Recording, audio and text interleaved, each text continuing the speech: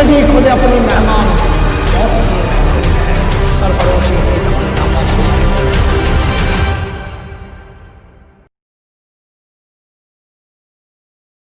Hello friends, मैं Uday Pratap Singh and you are watching shield defence academy, India number 1 defence academy YouTube channel. बच्चों, जैसा कि आप लोग जानते हो कि एनडीए में इंग्लिश का बहुत ही इंपॉर्टेंट रोल होता है, बहुत इंपॉर्टेंट रोल प्ले करती है इंग्लिश, ठीक है। बट होता क्या है, बहुत से बच्चे बेसिक्स को ना जानने की वजह से उनके बेसिक्स नहीं क्लियर होते हैं, इस वजह से उनको मार्क्स बहुत कम मिलते हैं, राइट। तो I am going to teach you, बहुत इंपॉर्टेंट आज क्लास होने वाली है। सभी लोग उसको शेयर करिए, लाइक करिए, सब्सक्राइब करिए और शील्ड डिफेंस एकेडमी को बनाइए नंबर 1 इंडिया का, क्योंकि आज जो मैं आपको क्लास देने जा रहा हूं बिल्कुल नंबर 1 की क्लास है। इस क्लास को देखने के बाद, after watching this class, you will feel कि कुछ आपको नया मिला है बेटा, मैं आपसे वादा करता हूं, ठीक है। तो बिना स्किप किए हुए पूरा वीडियो देखिएगा, ठीक है। रटने वाले जमाने बेटा आप चले गए हैं, रटने से सिलेक्शन कभी नहीं हुआ है, ठीक है। कि आप नाउन रट रहे हो, प्रोनाउन रट रहे हो, वर्ब रट रहे हो, एडजेक्टिव, प्रेपोजिशन, कंजंक्शन, वोकैबुलरी रट ली सिलेक्शन हो जाता है, ऐसा नहीं है। थोड़ा क्रिएटिव बनिए, अपने अंदर क्रिएटिविटी लाइए, ठीक है। और जितना क्रिएटिव आप बनोगे, जितनी क्रिएटिविटी आपके अंदर रहेगी, उतना ही जल्दी आप क्वेश्चन को समझ पाओगे, उतना ही जल्दी आप चीजों को ऑब्जर्व कर पाओगे, पेपर को सॉल्व कर पाओगे, ठीक है। तो देखिए, मैंने बोर्ड पे लिख रखा है basic facts of grammar, right. Basic facts of grammar. अब बेसिक फैक्ट्स क्या होते हैं ग्रामर के? ऐसा तो नहीं है कि नाउन से ही सिर्फ क्वेश्चन आएंगे, उसमें दा नहीं लगा होगा, उसमें ऑफ नहीं लगा होगा, उसमें इज नहीं लगा होगा, उसमें इन नहीं लगा होगा, ठीक है। ऐसा तो नहीं है किसी इंडिविजुअल चैप्टर को पढ़ के ही आपका सिलेक्शन हो जाएगा। चैप्टर्स बेटा बॉन्डिंग में आते हैं, क्वेश्चन हमेशा बॉन्डिंग में आते हैं, राइट। जैसे कि आप लोग जानते हो, नाउन हुआ, right, pronoun, verb, adverb, conjunction, preposition, right. इसके अलावा बहुत सारे चैप्टर हैं, एडजेक्टिव, ठीक है। ये आप देख सकते हैं, इंटरजेक्शन, इतनी इंटरजेक्शन की इंपॉर्टेंस नहीं है, ठीक है। तो ये देखिए, नाउन हुआ, प्रोनाउन हुआ, verb, adverb, conjunction, preposition, adjective. अब मैं आपको बता दूं, इस पूरे वर्ल्ड में, पूरी दुनिया में कोई भी अगर एग्जाम होता है और उसमें इंग्लिश अगर आ रही है, तो बेटा आप समझ लीजिए इससे बाहर कोई सेंटेंस नहीं होता है। अगर आपकी इस पर पकड़ मजबूत है, यानी कि पार्ट्स ऑफ स्पीच पर पकड़ मजबूत है, किस पर पकड़ मजबूत है? पार्ट्स ऑफ स्पीच पर, तो बेटा ये समझ लीजिए आपका एग्जाम 100% क्लियर होने ही वाला है। लेकिन आप लोग बेटा पढ़ते बहुत गलत तरीके से हो। आप क्या करते हो? नाउन को रटते हो, काइंड्स ऑफ नाउन रटते हो, नाउन के फैक्ट्स रट लेते हो, आपको लगता है हो जाएगा सिलेक्शन।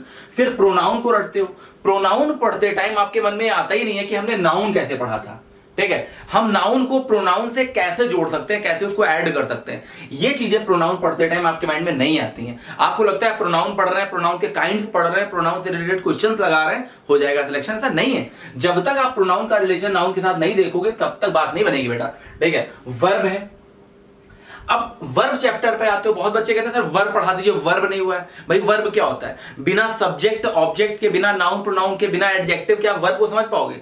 अगर मैं लिख दूं यहां पर इज लिख दूं, इज गोइंग, इज गोइंग, ये दो वर्ब हैं, ठीक है। अब बताइए ये कोई सेंटेंस है? तो क्या वर्ब का इंडिविजुअल कोई अस्तित्व है? इंडिविजुअल इसका एग्जिस्टेंस कोई है? कोई अस्तित्व है? नहीं है। तो इस बात को विशेष रूप से आप लोग ध्यान रखिएगा कि वर्ब का इंडिविजुअल कोई अस्तित्व नहीं है। इसी तरह इंग्लिश में किसी भी चैप्टर का इंडिविजुअल कोई अस्तित्व नहीं है। इनको आपको बॉन्डिंग में पढ़ना ही पड़ेगा, इस बात का बेटा विशेष रूप से ध्यान आप लोग रखिएगा, ठीक है। तो आज की क्लास जो बेसिक फैक्ट्स हैं ग्रामर के, ये हम लोग पढ़ने वाले हैं कि बेसिक फैक्ट्स क्या होते हैं, कैसे हम लोग पढ़ेंगे पूरी इंग्लिश ग्रामर, कैसे ऑनलाइन के माध्यम से शील्ड डिफेंस एकेडमी आपको बेस्ट से बेस्ट क्लास देगी, ठीक है। तो यही चीजें आज हम डिस्कस करने जा रहे हैं। तो आइए देखते हैं, ठीक है, आइए इसको देखते हैं, ठीक है। आप लोग शेयर करते रहिए, लाइक करते रहिए, सब्सक्राइब करते रहिए, क्योंकि बहुत इंपॉर्टेंट बेटे आज क्लास होने वाली है, ठीक है। बहुत इंपॉर्टेंट क्लास होने वाली है, ओके। देखिए, जो इंग्लिश आपको पढ़ाई जाएगी ऑनलाइन के माध्यम से 3 लेवल में पढ़ाई जाएगी। कितने लेवल में पढ़ाई जाएगी? 3 लेवल में, ठीक है। जो पहला लेवल है वो होता है ग्रामर का। किसका होगा? ग्रामर का। दूसरा लेवल बेटे होता है एप्लीकेशन का। किसका होता है? एप्लीकेशन का। एप्लीकेशन का मतलब होता है हाउ टू अप्लाई। क्या मतलब होता है? हाउ टू अप्लाई, की मतलब अप्लाई कैसे करना है, किसको अप्लाई करना है, अभी मैं बताता हूं। और third portion, very important portion, vocabs, ठीक है। थर्ड जो पोर्शन है वोकैबुलरी का है। एनडीए हो, सीडीएस हो, एयरफोर्स हो, कोई भी डिफेंस सेक्टर का एग्जाम अगर आप दे रहे हो तो वोकैबुलरी का बहुत ही इंपॉर्टेंट रोल होता है। बिना वोकैबुलरी पढ़े, ये समझ लीजिए, अगर मैं ये कहूं 30 to 40% एनडीए सीडीएस में या एयरफोर्स में किसी भी एग्जाम में, किसी भी डिफेंस के एग्जाम में वोकैबुलरी का ही इंपॉर्टेंट रोल होता है, तो गलत नहीं होगा। यानी कि साथ ही साथ आपको वोकैबुलरी भी कायदे से पढ़नी है, इस पर पकड़ मजबूत करनी है। अब बेटा ये तो पॉसिबल है नहीं कि वोकैबुलरी आप रट के सीख लोगे, ठीक है, इतनी सारे वर्ड्स होते हैं, तो आपको चिंता करने की कोई जरूरत नहीं है। 8 से 10 साल हो गया लगभग, I have been teaching English since 2012, और इन सालों में मैंने, इन ईयर्स में मैंने इतनी ट्रिक्स बनाई हैं, इतने इनोवेटिव वर्ड्स क्रिएट किए हैं जो एग्जाम में आए हैं, ठीक है, इतने बेहतर तरीके से मैं आपको बताऊंगा कि आपको कोई दिक्कत होगी नहीं। बेटा इस बात का विशेष रूप से ध्यान रखिएगा। तो वोकैब्स भी बहुत इंपॉर्टेंट है, कैसे आप लोग पढ़ोगे अभी मैं बताऊंगा इसको, ठीक है। तो एप्लीकेशन हो गया, वोकैब हो गया, ग्रामर। अब देखिए एप्लीकेशन और ग्रामर में डिफरेंस क्या है। सपोज करिए मैंने आपको ग्रामर में क्या पढ़ाया, नाउन पढ़ाया। क्या पढ़ाया बेटे, नाउन। अब बताइए केवल नाउन की डेफिनेशन, नाउन के काइंड्स, नाउन के फैक्ट्स रट के सिलेक्शन हो जाएगा? क्या कोई ऐसा एग्जाम है जिसमें सिर्फ और सिर्फ नाउन की डेफिनेशन आती हो? ऐसा तो नहीं है। तो नाउन आपको पढ़ाया जाएगा, फिर आपको यह बताया जाएगा कि एनडीए या सीडीएस लेवल पर, ठीक है बेटा, एनडीए या सीडीएस लेवल पर किस तरह से नाउन को अप्लाई करना है। एग्जाम में जो प्रीवियस ईयर से क्वेश्चंस हैं एग्जाम में कैसे आए हैं वो सारी चीजें आपको बताई जाएंगी, राइट। नाउन को अप्लाई कैसे करना है, नाउन से रिलेटेड क्वेश्चंस कैसे होते हैं, ठीक है, आपको बताया जाएगा। नाउन में रिच और रिचेस में क्या डिफरेंस है, ठीक है, आपको बताया जाएगा, ठीक है, कि रिच और रिचेस में क्या डिफरेंस है। लॉन्ग मीन्स क्या होता है, लॉन्ग का मतलब आपको तो पता है लेंथ या लंबाई, लेकिन बेटा लॉन्ग का एक मतलब क्या होता है, एक मतलब बेटा लॉन्ग का डिजायर होता है, क्रेव भी होता है, ठीक है, यर्न भी होता है। अब ये सब चीजें आप कब जानोगे, ये चीजें आपको पता चलेंगी एप्लीकेशन में, राइट। आपको पता चलेगा order as a verb no preposition, order as a verb no preposition. Order as a verb जब होता है तो इसके साथ कोई प्रेपोजिशन नहीं लगती है, but order as a noun, order as a noun for preposition आता है, ठीक है, order for, but order as a verb no preposition. तो ये चीजें आप कैसे समझोगे, ये चीजें आप तब समझ पाओगे जब चैप्टर के बाद उसका एप्लीकेशन पढ़ोगे कि क्या होता है एप्लीकेशन। तो एप्लीकेशन में कोई भी चैप्टर पढ़ाने के बाद मैं उसका एप्लीकेशन कराऊंगा, मतलब उसे अप्लाई कैसे करना है, उससे रिलेटेड क्वेश्चंस कैसे आते हैं, ये सारी चीजें बेटा आपको एप्लीकेशन में पढ़ाई जाएंगी, ठीक है। आइए कुछ एग्जाम्पल्स देखते हैं, हम लोग कुछ एग्जाम्पल्स देख लेते हैं।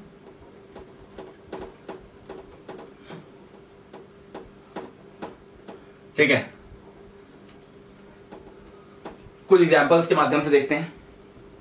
लाइक मैंने कहा he longs for a good job.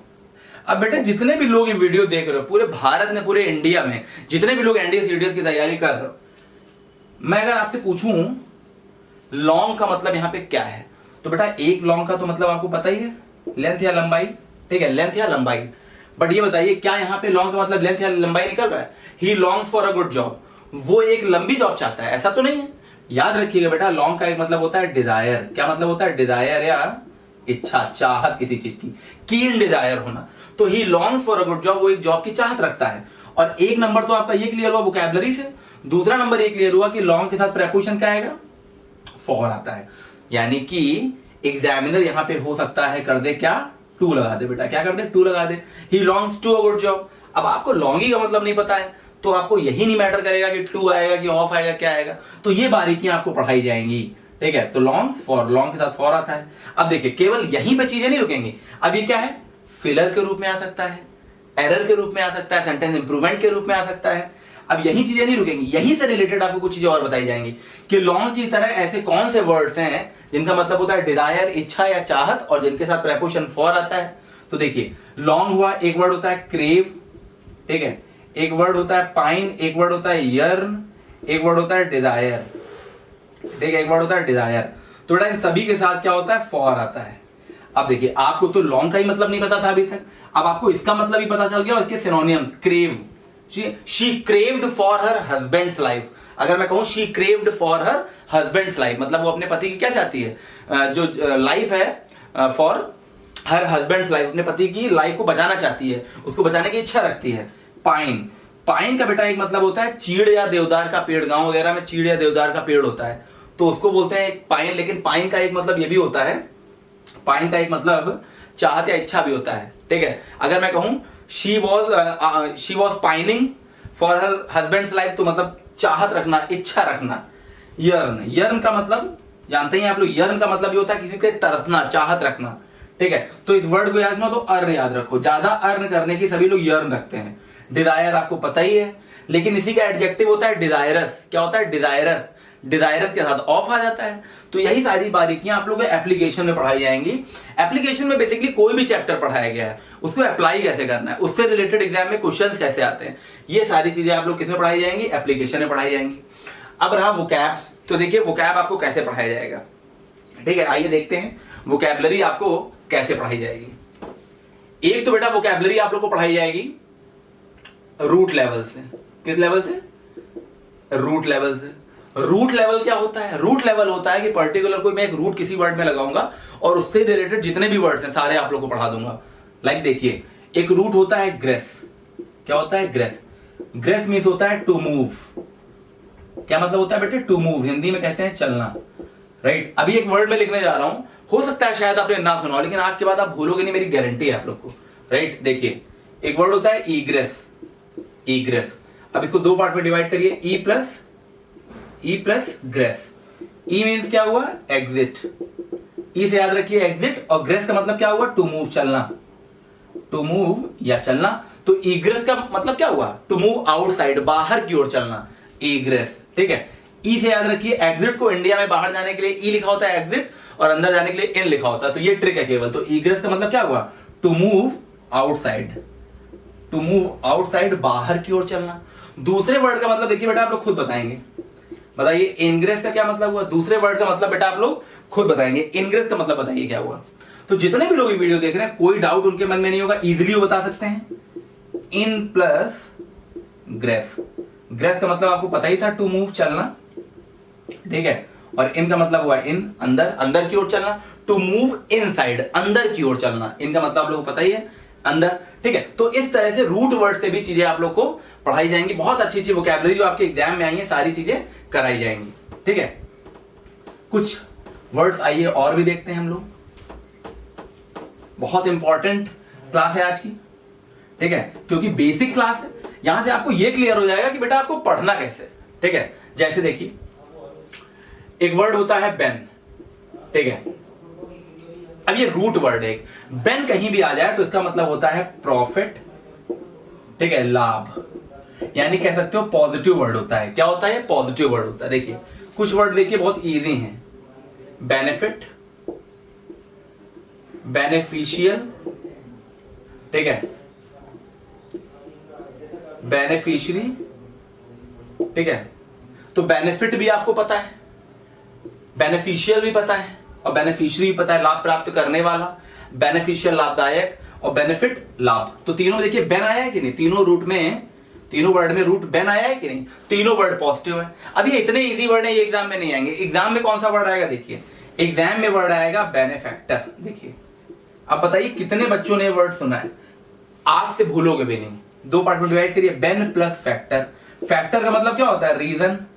Reason Hindi में कहते हैं कारण, रीजन होना या कोई कारण होना। और बेन का मतलब होता है लाभ, मैंने ऊपर ट्रिक बताई है, लाभ।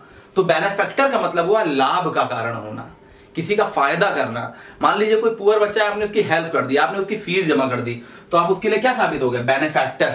एक सेंटेंस है, आप लोग लिख लीजिएगा, the Birla group has been a benefactor for many educational institutions in India. The Birla Group has been a benefactor for many educational institutions in India. जो बिरला ग्रुप है वो भारत में कई शैक्षणिक संस्थाओं के लिए लाभ का कारण साबित हुआ है, लाभ का कारण रहा है। वो स्कॉलरशिप देता है, वो डोनेशन देता है, वो गरीब बच्चों को हेल्प करता है, बिरला स्कॉलरशिप देता है, ठीक है। तो बेनिफैक्टर का मतलब होता है लाभ का कारण। ऐसे ही बेन से जुड़े हुए बहुत से वर्ड हैं, बेनेवलेंट है, बेनेवलेंस है, बेनेडिक्शन है, बेनाइन है, बहुत सारे वर्ड्स हैं। वोकैबुलरी सेशन में आपको ये सारी चीजें पढ़ाई जाएंगी, ठीक है। तो रूट वर्ड आप देख रहे हैं कितना इंपॉर्टेंट है। रूट वर्ड बेटा बहुत इंपॉर्टेंट होता है। तो जिस तरह से बेन का मतलब होता है पॉजिटिव या अच्छा, इसी तरह से एक वर्ड होता है, एक रूट होता है मल। नाम ही से पता चल रहा है मैल या गंदगी, मल बैड, ठीक है, ये निगेटिव वर्ड है, बैड। तो देखिए कुछ नहीं करना है, मल फंक्शन। फंक्शन का मतलब आपको पता ही है वर्क या कार्य, और मल का मतलब हुआ बैड। तो मल फंक्शन का मतलब होता है खराबी आ जाना, बुराई हो जाना, गलत हो जाना, गड़बड़ हो जाना, ठीक है। बैड वर्क करना, कोई बाइक स्टार्ट नहीं हो रही है, मल फंक्शन हो गया वो, ठीक है। तो देखिए मल फंक्शन हो गया, मल मैलिस हो गया, एक वर्ड होता है मैलिस, ठीक है। एक वर्ड होता है मैल ट्रीट, क्या होता है मैल ट्रीट, मल प्लस ट्रीट, ट्रीट का मतलब होता है आपका बिहेवियर, क्या मतलब होता है बेटे बिहेवियर, और मल का मतलब होता है बैड। तो अब एक चीज बताइए, ट्रीट तो आपको पता था, लेकिन कितने बच्चे जितने भी लोग वीडियो देख रहे हैं बताइए मैल ट्रीट उनको पता था? नहीं पता है तो आज से याद कर लीजिए, भूलेंगे ही नहीं आप। मैं मतलब आज के इस वीडियो में बताना जा रहा हूं कि पढ़ते कैसे, राइट, हाउ टू स्टडी, पढ़ना कैसे, रटना नहीं है, समझना है, क्रिएटिव तरीके से पढ़ना है, ठीक है। तो ट्रीट का मतलब क्या हुआ बिहेवियर, मल का मतलब हुआ बैड।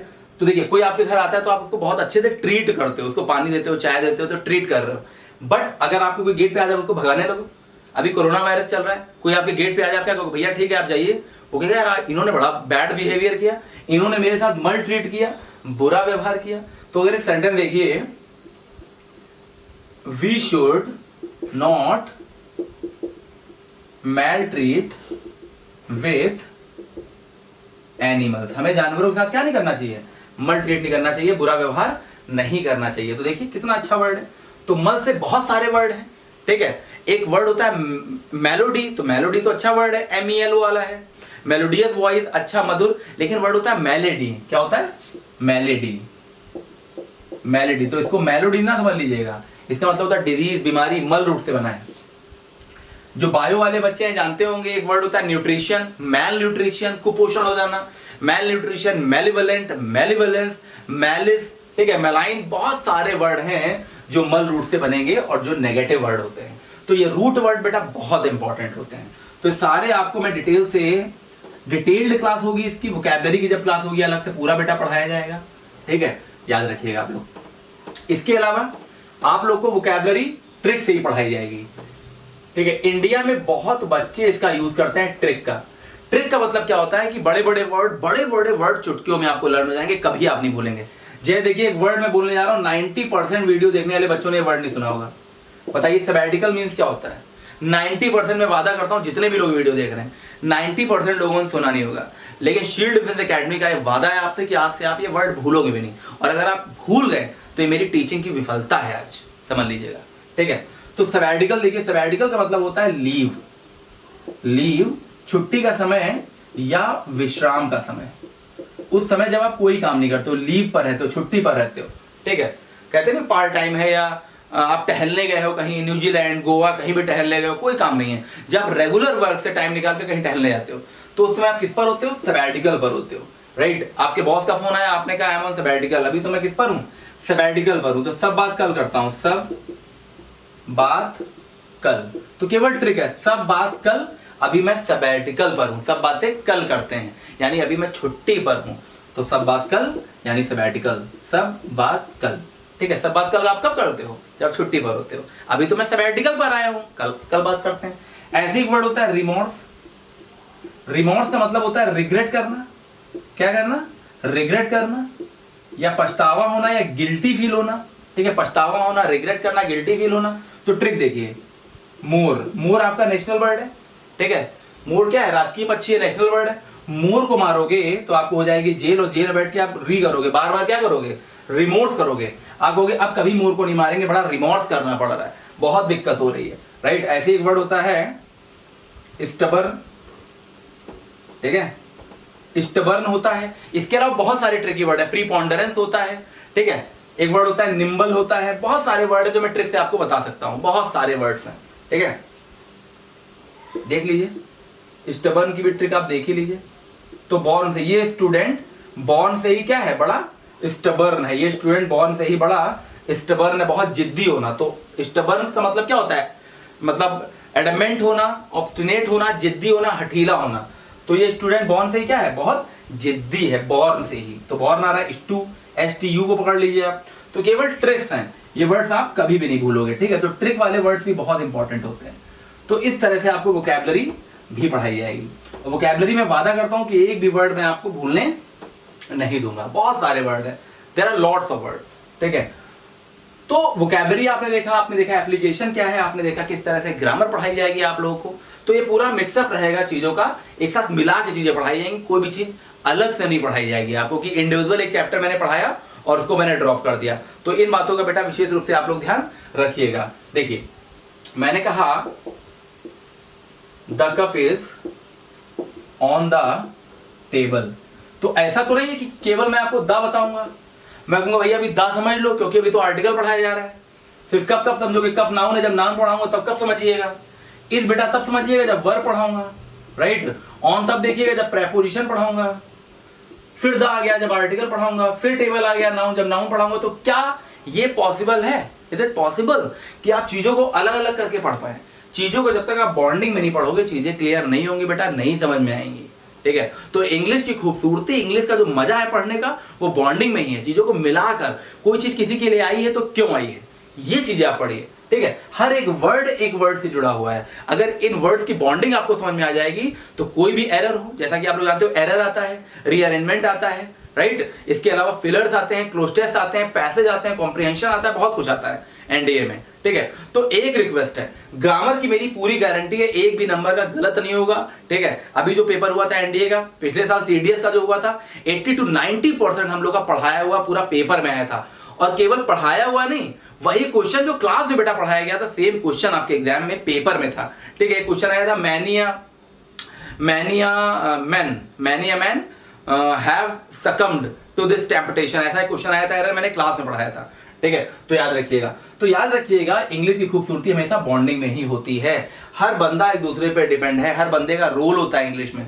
अगर हर बंदे का रोल आपने कायदे से समझ लिया तो समझ लीजिए इससे बाहर फिर कोई भी क्लास का कोई भी टॉपिक, कोई भी एरर, कोई भी क्लोज टेस्ट, कोई भी वर्ड फिर उससे बाहर नहीं आना है, ठीक है। तो इसी पर हमें फोकस करना है, ठीक है। तो ये बेसिक क्लास थी। अब मैं बेसिक ग्रामर की क्लास लेके आऊंगा, चीजों की डिपेंडेंसी लेके आऊंगा, हर एक बंदे का रोल क्या है ये सारी चीजें लेके आऊंगा। अगले वीडियो में आप देखोगे पार्ट्स ऑफ स्पीच की बॉन्डिंग, नाउन क्या काम करता है, प्रोनाउन क्या काम करता है, वर्ब का क्या करता है, एडवर्ब, एडजेक्टिव, सबकी बॉन्डिंग आप देखोगे किस तरीके से सभी एक दूसरे पे डिपेंड हैं, ठीक है। सबका काम क्या होता है, गलती आप कहां करते हो, ये सारी चीजें मैं अगले वीडियो में लेके आऊंगा। कैसा लगा आपको ये वीडियो, अपना कमेंट बॉक्स में कमेंट जरूर दीजिएगा। आई वैल्यू फीडबैक दीजिएगा, ओरिजिनल फीडबैक दीजिएगा, राइट। और इससे बेहतर क्लासेस मैं लेके आऊंगा, इससे बेहतर फैक्ट्स मैं लेके आऊंगा ताकि आपको कोई दिक्कत नहीं होगी। पूरी शील्ड डिफेंस एकेडमी की टीम इस लॉकडाउन में, इस कोविड-19 के संकट के समय में आपके साथ है बेटा, डरने की कोई जरूरत नहीं है। पूरी ऑफलाइन की फीलिंग मैं ऑनलाइन में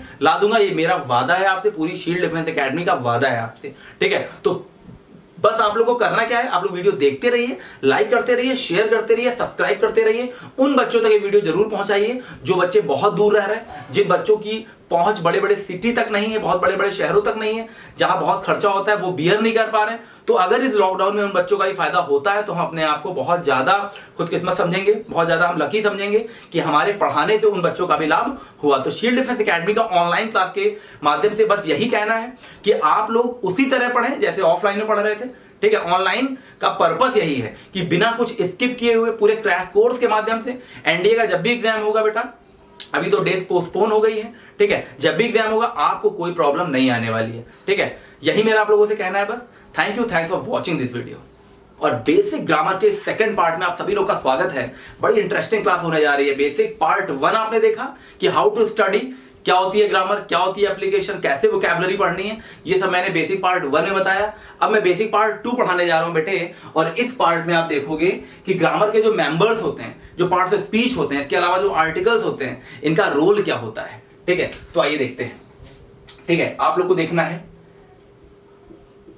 नाउन हो गया, प्रोनाउन हो गया, वर्ब है, एडवर्ब हो गया बेटा, ठीक है, एडजेक्टिव हो गया,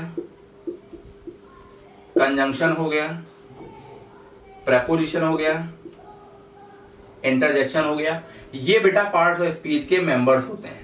आपको इनका रोल देखना है कि ये रोल क्या प्ले करते हैं, राइट। और इसके अलावा आर्टिकल्स हो गए, क्या हो गए, आर्टिकल्स हो गए, ठीक है। आर्टिकल जैसा कि आप जानते हो ए, एन और द होते हैं, इनका क्या रोल होता है, बहुत इंपॉर्टेंट ये चैप्टर होता है आर्टिकल, इससे क्वेश्चन भी खूब आते हैं, ठीक है। तो हम लोग इस चैप्टर में, इस जो ग्रामर बेसिक पार्ट 2 में पढ़ने जा रहे हैं, वो इनके रोल पढ़ने जा रहे हैं। इनका रोल क्या है, रटने से काम नहीं चलेगा, आपको ये पढ़ना है ये आते ही क्यों है, अगर इंग्लिश में ये है तो क्यों है, राइट। तो चलिए पहले आर्टिकल की हम लोग बात कर लेते हैं।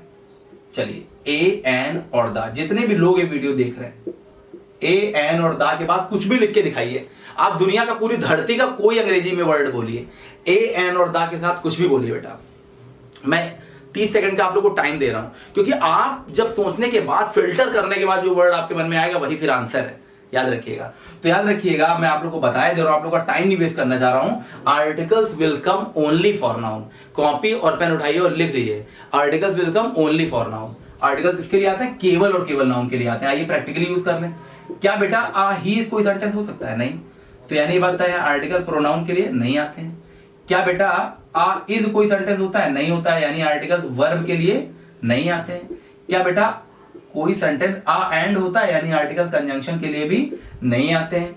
क्या कोई आ ऑन इज हो सकता है? नहीं हो सकता। तो यानी कि आर्टिकल प्रेपोजिशन के लिए भी नहीं आते हैं। आर्टिकल्स किसी के लिए नहीं आते हैं। Articles will come only for noun. क्या आ गुड होता है कुछ? तो जितने भी लोग ये वीडियो देख रहे हैं कहेंगे हाँ सर बिल्कुल होता है, आ गुड तो होता है। तो I would like to ask, क्या होता है आ गुड? क्या आ गुड से आप किसी को सेटिस्फाइड कर पाओगे, किसी को सहमत कर पाओगे अपनी बात से? सोचिए जरा, मन में सोचिए आप। अगर आप, मैं कहूं आई हैव अ गुड, मेरे पास एक अच्छा है, आप कहोगे व्हाट? मैं कहूंगा ये नहीं बताऊंगा, आई हैव अ गुड। तो आई हैव अ गुड का कोई सेंस निकल रहा है, ठीक है। बट अगर मैं कहूं आ गुड पेन, अगर मैं कहूं आ गुड पेन, तो पेन नाउन है, आर्टिकल बताइए अब मीनिंग निकल रही कि नहीं? तो articles will come only for noun, यानी कि आर्टिकल्स एडजेक्टिव के लिए भी नहीं आते हैं, राइट। बट आर्टिकल और नाउन के बीच में एडजेक्टिव आ सकता है। Adjective will come between article and noun. A good pen, a pen सही है, अ गुड पेन भी सही है। तो ये देखिए, जो गुड आया है वो भी पेन के लिए आया है, और आर्टिकल जो आया है वो भी पेन के लिए ही आया है। तो पहला जो कॉन्सेप्ट आपने आर्टिकल का देखा, articles will come only for noun.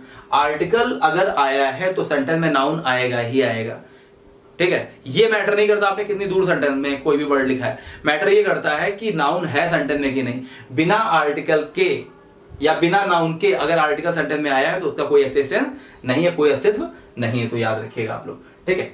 इसी में एक चीज और देखते हैं हम लोग कि आर्टिकल तो नाउन के लिए आते हैं। दूसरी चीज देखिए, जो दूसरा स्टेप ग्रामर का आपको देखना है वो क्या है। पहला देखा आपने, आर्टिकल्स नाउन के लिए आते हैं। दूसरा है,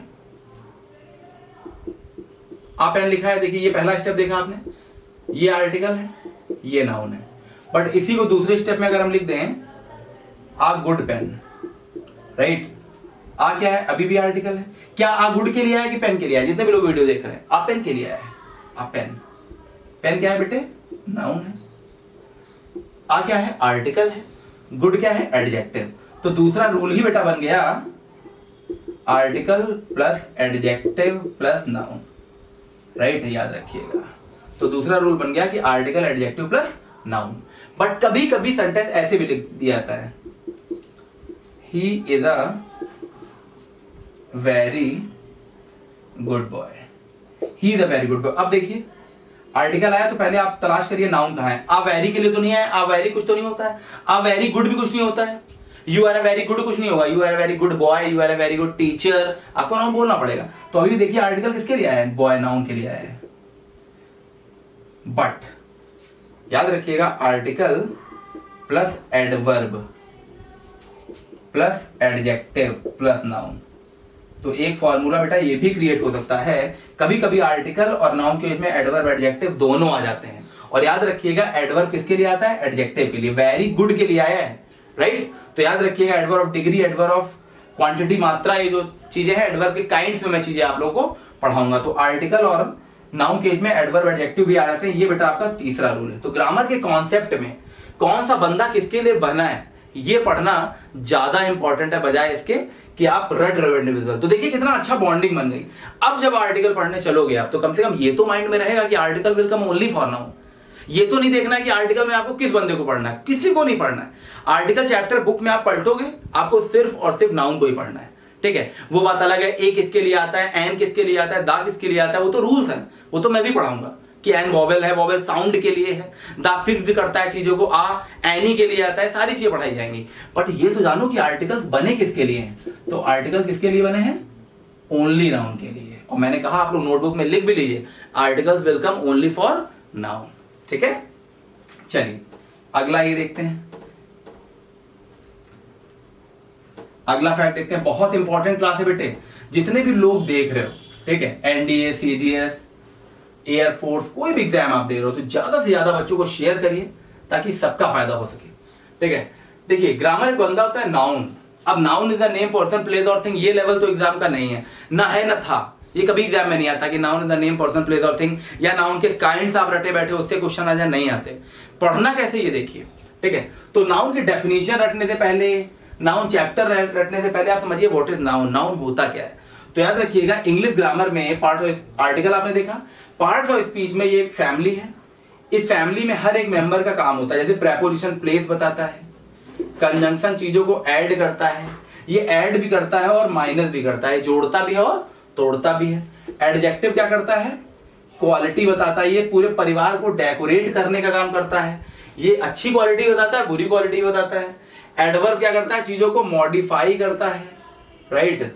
वर्ब क्या करता है, एक्शन बताता है, जिसे हिंदी में आप लोग क्या कहते हो, क्रिया कहते हो। याद रखिएगा अगर किसी भी वर्ड में वर्क नहीं है तो वर्ब भी नहीं है। देखिए कैसे, मैंने बोला राम गोज, अब गोज यहां क्या है, गोज यहां वर्ब है क्योंकि वर्ब की जगह पर आया है, इसका प्लेस सही है। बट अगर मैं कहूं goes is a verb, goes is a verb, अब बताइए गोज क्या है, क्या गोज अब इस समय वर्ब है, नहीं है। इस समय सेंटेंस में सब्जेक्ट का काम कर रहा है, और सब्जेक्ट क्या होता है, नाउन होता है। यही कॉन्सेप्ट पढ़ने हैं आप लोग को, राइट। देखिए एडवांस लेवल की इंग्लिश देखिए, is is a verb, is is a verb, तो देखिए दो इजाएं हैं, ये वर्ब है बट ये वाला क्या है, सब्जेक्ट है, सब्जेक्ट बन गया तो नाउन बन गया। लेकिन आप तो रटे पड़े हो कि इज वर्ब ही होता है, तो ये दो इजाएं हैं, दोनों इज में बताइए कौन सा वर्ब है, इज एक वर्ब होता है, इस जगह पर ये वाला ये सब्जेक्ट का काम कर रहा है, नाउन का काम कर रहा है। बट अगर मैं कहूं राम इज अ स्टूडेंट, अब राम सब्जेक्ट की जगह आ गया और इज किसकी जगह आ गया, वर्ब की जगह आ गया।